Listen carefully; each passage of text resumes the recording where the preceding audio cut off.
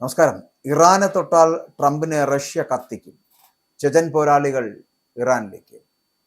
ഇറാനിൽ അമേരിക്കൻ സൈന്യം വന്നാൽ റഷ്യ ഇടപെടും. ഇങ്ങനെ ഒരു പ്രഖ്യാപനത്തിൽ ലോകം സത്യത്തിൽ നടുങ്ങിയിരിക്കുന്നു. ഇറാനെ തൊട്ടാൽ ട്രംപിനെ റഷ്യ കത്തിക്കും. അതാണ് ഇപ്പോഴത്തെ ഒരു കാലാവസ്ഥ എന്ന് പറയുന്നത്. അമേരിക്കയ്ക്കെതിരെ യുദ്ധം പ്രഖ്യാപിച്ചു കഴിഞ്ഞിരിക്കുന്നു റഷ്യ എന്നുള്ളതാണ് ഏറ്റവും പുതിയ വാർത്ത. അതായത് പശ്ചിമേഷ്യയിൽ യുദ്ധം ഇങ്ങനെ കടുക്കുന്നതിൻ്റെ ലോകത്തെ ഞെട്ടിക്കുന്ന പുതിയ സൈനിക നീക്കങ്ങൾ പുറത്തു വരികയാണ്. ഇറാനിൽ അമേരിക്കയുടെ ഭാഗത്ത് നിന്നൊരു കരസേന അധിനിവേശം ഉണ്ടായാൽ ഇറാന് പിന്തുണയുമായിട്ട് റഷ്യയുടെ കരുത്തുറ്റ ചെചൻ സൈനിക വിഭാഗങ്ങൾ അണിനിരക്കുമെന്നുള്ള ഏറ്റവും പുതിയ റിപ്പോർട്ടുകൾ പുറത്തു വന്നിരിക്കുന്നു. അപ്പോൾ നിലവിൽ ഉക്രൈൻ യുദ്ധത്തിൽ റഷ്യയ്ക്ക് വേണ്ടി നിർണായകമായിട്ടുള്ള മുന്നേറ്റങ്ങൾ നടത്തുന്ന ചെചൻ പോരാളികൾ ഇറാനിലേക്ക് എത്തുന്നത് യുദ്ധത്തിന്റെ ഗതി തന്നെ മാറ്റാൻ സാധ്യതയുണ്ട് എന്നാണ് പറയപ്പെടുന്നത്. റഷ്യൻ ഫെഡറേഷന്റെ ഭാഗമായിട്ടുള്ള ചെചനിയയിലെ ഭരണാധികാരി റംസാൻ കദിറോവിന്റെ നേതൃത്വത്തിലുള്ള അഖ്മത്ത് സ്പെഷ്യൽ ഫോഴ്സ് ഉൾപ്പെടെയുള്ള വിഭാഗങ്ങളാണ് ഇറാൻ സൈന്യത്തിനൊപ്പം ചേർന്ന് പോരാടാൻ സന്നദ്ധത അറിയിച്ചിരിക്കുന്നത്. ഇതൊരു കേവലമായിട്ടുള്ള രാഷ്ട്രീയ യുദ്ധമല്ല എന്നും മറിച്ച് പാശ്ചാത്യ അധിനിവേശത്തിനെതിരായിട്ടുള്ള ഒരു മതയുദ്ധമാണ് എന്നുമാണ് ചെചൻ നേതൃത്വം ഇതിനെ വിശേഷിപ്പിക്കുന്നത്. എന്നാൽ അതേസമയം അമേരിക്കൻ സൈന്യം ഇറാന്റെ മണ്ണിൽ കാലുകുത്തിയാൽ അത് ആഗോള തലത്തിൽ തന്നെ വലിയ പ്രത്യാഘാതങ്ങൾ ഉണ്ടാക്കും. ഇറാന്റെ ഭാഗത്ത് നിന്നും അതിശക്തമായിട്ടുള്ള പ്രതികരണമാണ് ഇപ്പോൾ ഉണ്ടായിരിക്കുന്നത്. ഇറാന്റെ സംയുക്ത സൈനിക ആസ്ഥാനമായിട്ടുള്ള ഖാത്തം അൽ അൻബിയുടെ വക്താവായിട്ടുള്ള ഇബ്രാഹിം സോൾ ഖാഫരി രാജ്യത്തെ അധിനിവേശം ചെയ്യാൻ ശ്രമിക്കുന്ന ഏതൊരു ശത്രുവിനെയും നിഷ്കരണം നേരിടുമെന്ന് വ്യക്തമാക്കുകയാണ്.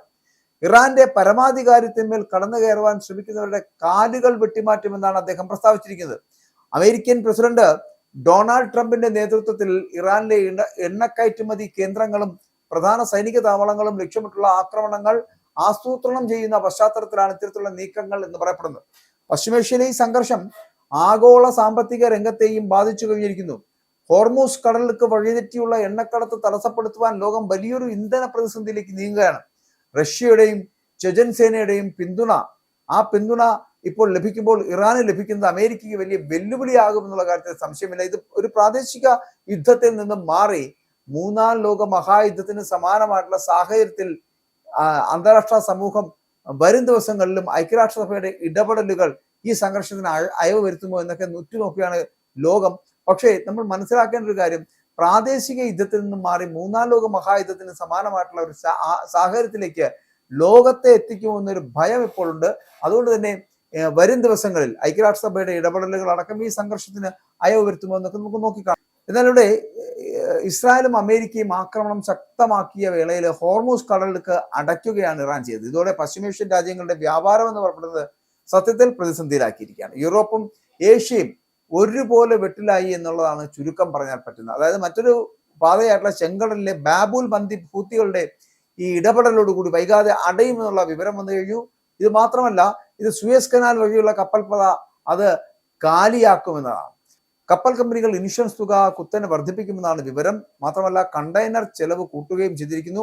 അതിനോടൊപ്പം പ്രധാനപ്പെട്ട ചരക്ക് പാതകൾ അടയുന്ന പശ്ചാത്തലത്തിൽ ആഫ്രിക്ക വഴിയുള്ള പാത തിരഞ്ഞെടുക്കുകയാണ് കപ്പലുകൾ. ഇതാകട്ടെ വളരെ ചെലവേറിയതാണ്. കാരണം സൗദി അറേബ്യയും ഖത്തറും UAEയും എല്ലാം ചരക്ക് ഗതാഗതത്തിന് പ്രതിസന്ധി നേരിടുന്ന വേളയിലാണ് ഇവർ ഈ ആഫ്രിക്കൻ പാത വഴി കപ്പലുകൾ എത്തപ്പെടുന്നത് എന്നാണ് പറയപ്പെടുന്നത്. അപ്പോൾ ഇവിടെ പ്രധാന കപ്പൽ കമ്പനികളായിട്ടുള്ള മർക്സ്, ഹബാങ് ലോയ്ഡ്, CMA, CGM എന്നിവയെല്ലാം തങ്ങളുടെ കപ്പലുകൾ വഴിതിരിച്ചു വിടുകയാണ്. സൂയസ് കനാൽ വഴി പോകുന്നതിന് പകരം ആഫ്രിക്കയിൽ കേപ്പ് ഓഫ് ഗുഡ് ഹോപ്പ് വഴിയാണ് ഈ കപ്പൽ യാത്ര നടത്തുക. ഈ പാത എന്ന് പറയപ്പെടുന്ന 14 ദിവസം അധികമായിട്ട് വേണ്ടതാണ്. മാത്രമല്ല, ഇത്രയും ദൂരം താണ്ടുമ്പോൾ ഇന്ധന ചെലവ് കൂടുകയും ചെയ്യും. കൂടുതൽ കപ്പലുകൾ മൊറോക്കോയിലെ ടാങ്കർ മെഡ് തുറമുഖത്തെ ആശ്രയിക്കുകയാണ്. എന്നാൽ റോയിട്ടേഴ്സ് റിപ്പോർട്ട് ചെയ്യുന്നത് വരും ആഴ്ചകളിൽ ഇനിയും കൂടുതൽ കപ്പലുകളുടെ എണ്ണം വർദ്ധിപ്പിക്കുമെന്നും ഒപ്പം തന്നെ തുറമുഖ സംവിധാനങ്ങൾ ഒരുക്കി കൊടുക്കുമെന്നും ഒക്കെ പറയുന്നുണ്ട്. ഇതൊക്കെ ഒരു പ്രതീക്ഷയാണ് എന്ന് വേണമെങ്കിൽ പറയാം. പക്ഷേ മെഡിറ്ററേനിയൻ കടലിലേക്കുള്ള കവാടമായിട്ട് നിൽക്കുന്ന തുറമുഖമാണ് ടാങ്കർ മെഡ്. അപ്പോൾ കപ്പൽ കമ്പനികൾ നിലവിൽ നിരക്ക് കൂട്ടിയിട്ടുണ്ട്. കണ്ടെയ്നർ ഒന്നിന് $1500 മുതൽ $3000 വരെ അധികമാണ് ഇവർ വാങ്ങുന്നതാണ്. അപ്പൊ ചില പ്രത്യേക കണ്ടെയ്നറുകൾക്ക് $4000 വരെ ഉയർത്തി എന്നതും അവർ പ്രഖ്യാപിക്കുന്നുണ്ട്. പക്ഷെ ഇവിടെ നിലവിൽ ടാങ്കർ മെഡ് ആ തുറമുഖം 11.1 ദശലക്ഷം കണ്ടെയ്നർ ശേഷിയാണ് കൈകാര്യം ചെയ്തത്. ഓരോ വർഷവും 9% ശേഷി വർദ്ധിപ്പിക്കുന്നുണ്ട്. യൂറോപ്പിനും ആഫ്രിക്കയ്ക്കും ഇടയിൽ സർവീസ് നടത്തുന്ന കപ്പലുകൾക്ക് പ്രധാന ഇടത്താവളം കൂടിയാണ് ഈ ടാങ്കർ മെഡ്. കൂടാതെ ഇറാൻ യുദ്ധം ഒരു തരത്തിൽ മൊറോക്കോയ്ക്ക് ഗുണമായി എന്ന് പറയാം. ആഫ്രിക്കയിലെ മുസ്ലിം രാജ്യമാണ് മൊറോക്കോ. അപ്പോൾ ഇവിടെ അറ്റ്ലാന്റിക് സമുദ്രത്തെയും ഇന്ത്യൻ മഹാസമുദ്രത്തെയും ആഫ്രിക്കയുടെ തെക്കേ അറ്റവുമായിട്ട് ബന്ധിപ്പിക്കുന്നതാണ് ഈ കേപ്പ് ഓഫ് ഗുഡ് ഹോപ്പ് കടൽപാത എന്ന് പറയപ്പെടുന്നത്. ഈ പാതയിൽ പ്രധാന രാജ്യം ദക്ഷിണാഫ്രിക്കയാണ്. യൂറോപ്പിൽ നിന്ന് ഏഷ്യയിലേക്കുള്ള യാത്രയിൽ കേപ്പ് ഓഫ് ഗുഡ് ഹോപ്പ് തിരഞ്ഞെടുത്താൽ ആഫ്രിക്കൻ തീരങ്ങളിലൂടെയാണ് ഈ കപ്പലുകൾ വരിക എന്ന് വെച്ചാൽ ബ്രിട്ടൻ, ഫ്രാൻസ്, സ്പെയിൻ, പോർച്ചുഗൽ എന്നീ രാജ്യങ്ങൾ, യൂറോപ്യൻ രാജ്യങ്ങൾ വഴി Morocco, Mauritania, Senegal, Ivory Coast, Nigeria, Angola, Namibia, ദക്ഷിണാഫ്രിക്ക, മൊസാംബിക്, മെഡഗാസ്കർ എന്നീ രാജ്യങ്ങളിലെ തീരം വഴിയാണ് ഈ കപ്പലുകൾ മുന്നോട്ട് പോകുന്നത് എന്നുള്ളതാണ്. അപ്പോൾ ഇവിടെ ഹോർമൂസിനേക്കാൾ സുയസ് കനാൽ പാത തടസ്സപ്പെടുമ്പോഴാണ് ഈ കപ്പലുകളൊക്കെ ആഫ്രിക്കൻ പാത തിരഞ്ഞെടുക്കാൻ പോകുന്നത്. പക്ഷേ അങ്ങനെയൊക്കെ ഉള്ള ഒരു സാഹചര്യം ഉണ്ടാക്കിയാൽ പോലും ഇവിടെ ഹോർമൂസ് കടലിടുക്കുമായി ബന്ധപ്പെട്ട് വരുന്ന വിഷയങ്ങൾ ചർച്ച ചെയ്ത് പരിഹരിക്കപ്പെടുമെന്നാണ് അറിയാൻ കഴിയുന്നത്.